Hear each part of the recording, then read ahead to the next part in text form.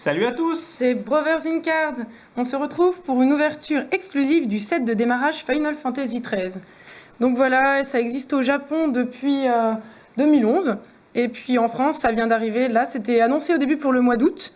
Et finalement, sortie officielle le 28 octobre. C'était un petit peu difficile à trouver. Dans les boutiques, on a beau rechercher, on a trouvé qu'à la Paris Games Week. Donc voilà, il existe différents types. Il existe le 7, le 10 et le 13. Donc là, celui-ci, c'est le 13. Et on a aussi trouvé des boosters. On en a acheté deux. On en a pris deux qu'on vous montrera dans une prochaine vidéo. Exactement. Voilà. Donc on commence par l'ouverture. Donc il est bien scellé. On l'a eu à la Paris Games Week. On voulait peut-être prendre les deux autres packs, mais il était en rupture. Ça a l'air de beaucoup plaire. Alors en exclusivité, parce qu'on n'a pas vraiment vu de vidéos sur YouTube qui font ça, on vous amène ce petit pack. Voilà, c'est vrai que le stand Square Enix était bien rempli, donc je pense que beaucoup de monde a profité de cette exclusivité. Alors, ce starter contient donc un plateau de jeu, un deck préconstruit avec 50 cartes, ainsi qu'un guide de démarrage rapide. C'est écrit au dos de la boîte. Donc voilà, le set, donc comme dans tous les sets, les starters, c'est toujours les mêmes cartes, ce qui permet quand même de jouer. Et l'avantage des boosters, ça permet de bien compléter la série pour tout ce qui est collectionneur. Parce qu'en plus du jeu, on peut collectionner. Alors, je vais vous montrer ça. Vu que ça vient juste d'être déplié, c'est un peu dur, mais... Donc voilà, pour l'instant, on ne sait pas exactement à quoi ça correspond, mais on va vous montrer comment on y joue. Une petite présentation, voilà, il présente les 3 decks différents. Le 7, le 10 et le 13, avec différents personnages. Le 7... avec comme personnage favori Cloud. Ensuite, Final Fantasy X avec comme personnage favori Tidus. Et enfin, Final Fantasy XIII, c'est Lightning, je trouve, le personnage favori de ce Final Fantasy. Peut-être que d'autres personnes auront un avis, comme par exemple le personnage Snow, mais je pense que c'est Lightning, le personnage principal, qu'on retrouve sur les boosters. Il y a un seul type de booster avec Lightning, pour l'instant. Voilà, pour l'instant, ça compte plus de 200 cartes, cette série. Ils vont sortir d'autres séries, évidemment. On l'espère, on sait qu'au Japon il y en a déjà plus de choses, mais pour l'instant en Europe il n'y a que ça, les boosters et les 3 decks de démarrage. Voilà, donc ça c'est certainement une notice, un petit guide, voilà, c'est ce qu'il disait, guide de démarrage rapide, donc à lire pour tous ceux qui ne connaissent pas le système de jeu. Voilà, et nous on va s'intéresser à l'ouverture des cartes. Alors c'est pas spécialement très bien fait pour ouvrir. Oui. Je sens qu'on va s'amuser parce que le problème c'est qu'avec les ciseaux, je sens qu'on va abîmer tout. On va ouvrir ça à la main, on a des ongles. Voilà. Donc oui, à Paris Games Week, le stand Square Enix c'était assez gros, c'est vrai que ils produisent beaucoup de jeux qui arrivent bientôt, comme le Final Fantasy XV, un jeu Dragon Quest, et du coup c'est cette nouvelle série de cartes. On en collectionne déjà une carte Pokémon, mais on vous présentera ça dans une autre vidéo. Là, on s'adresse aux fans de la série Final Fantasy. On est de grands fans, on joue depuis... Je vais te laisser faire, vas-y, si tu y arrives. Ah oui, c'est vrai que le stand Square Enix était quand même bien rempli, puisqu'évidemment, ils faisaient des tests de jeux. On pouvait jouer pendant 15 minutes à Final Fantasy XV, c'était vraiment génial. Bon, outre le fait de pousser une voiture, c'était quand même sympa de voir le gameplay. Il y avait aussi une présentation donc, de Kingdom Hearts, Final Fantasy XII également.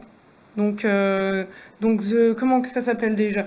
The Zodiac Age, pardon. Donc c'est une version remasterisée de Final Fantasy XII sur la PS4. Donc vraiment les graphismes étaient vraiment super. Sur le stand Square Enix, il y avait également donc des peluches, tout ce qui était... il y avait un Pampa, il y avait un Mog, il y avait des Chocobos. Bon, il y avait également forcément des posters. Pareil, alors les ruptures de stock, il y en avait, mais c'est vrai qu'il restait toujours tout ce qui était poster, surtout de Final Fantasy VII. Il y avait Sephiroth, Cloud, il y avait Vincent, et puis évidemment donc Final Fantasy X. Alors évidemment Yuna dans le 10-2 avec sa tenue.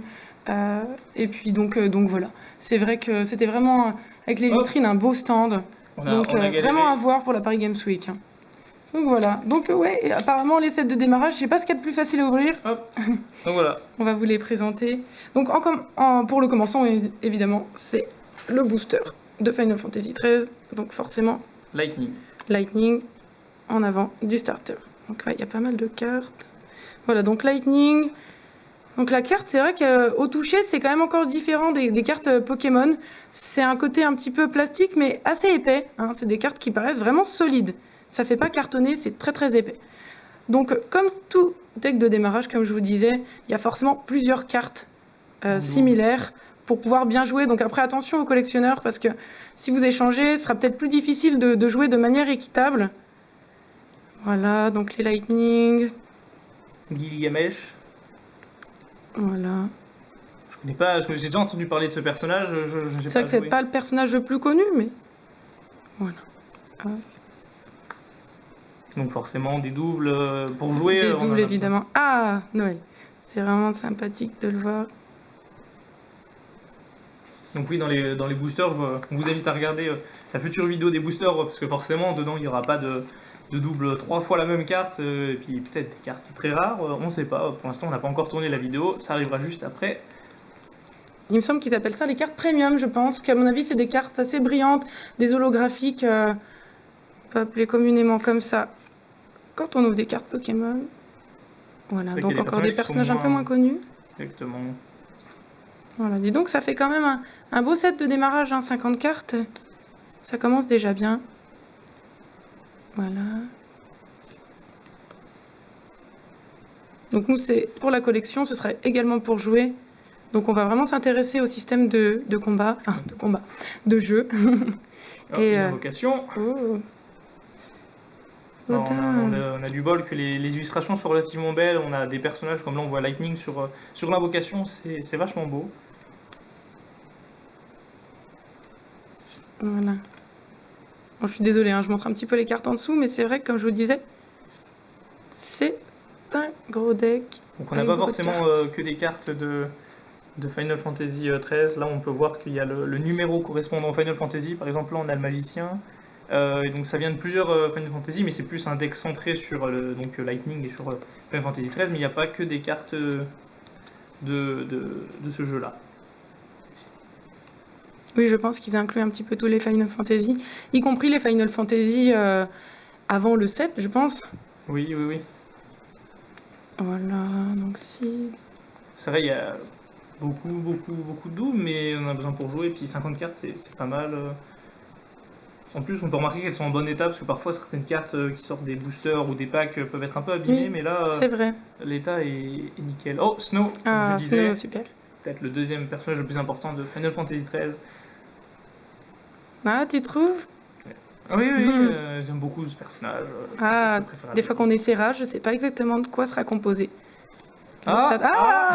Évidemment. Coïncidence. Après Snow, c'est Rae, je ne savais pas, hein, pourtant.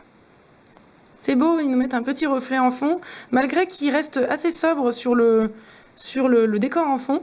Je trouve quand même qu'ils s'étoffent un petit peu un petit mog. En rajoutant 2-3 choses. Ouais, un petit mog. Un petit sceptre. Il est très mignon. Ah, ce serait bien d'avoir un chocobo. Je sais pas si ce sera dans ce starter. Bard. Donc oui, il y a vraiment plein, il y a vraiment, je dis, au moins 10 illustrations de cartes différentes, c'est déjà un bon Shiva, début. Qui est pas très détaillé finalement. Shiva, des fois on les voit un petit peu mieux. Voilà, donc désolé, il y a eu un petit bug. Donc on en était à Shiva, donc comme je disais, qui met pas vraiment en valeur l'invocation. On voit plus le personnage, mais c'est vrai que voilà, c'est une très très belle carte quand même.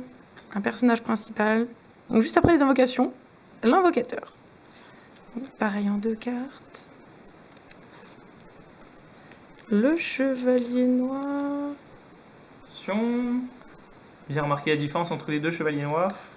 C'est pas la même carte, comme on peut voir. En effet. Pas la même couleur de cheveux, et on dirait, oui, même pas les mêmes effet, pas les mêmes points. Oui, c'est vrai que au premier regard, on voit pas, mais c'est vrai qu'il y a quand même une petite différence entre les deux personnages. La différence qui doit surtout se voir quand on joue, je pense. Voilà, donc la dernière carte qui était la même. Donc voilà pour cette ouverture du set de démarrage. Donc on se retrouvera dans d'autres vidéos. Et puis pour l'ouverture surtout des 2 boosters Final Fantasy. Exactement. Salut!